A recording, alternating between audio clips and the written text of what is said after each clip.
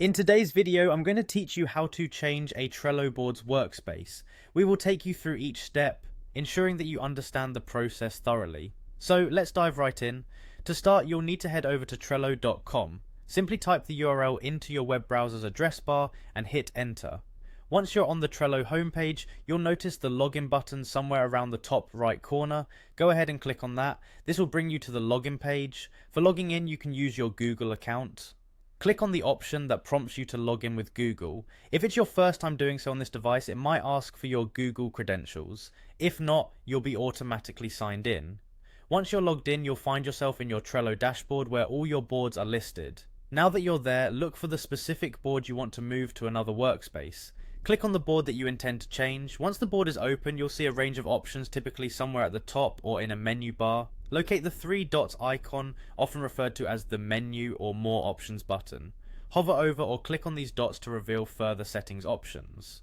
From the drop-down list that appears, find and click on Settings. It's within these settings that you'll find the current workspace of your board. Next, identify and click on the option that says Workspace. This section provides information about the workspace your board is currently part of. Clicking on this option will prompt a list of available workspaces you have access to.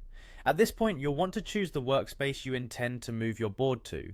Carefully select the desired workspace from the list. Once you've clicked on the workspace you want, confirm the change by looking for a Change button or a similar confirmation prompt. Clicking this will finalize the move, transferring your board to the new workspace you've selected.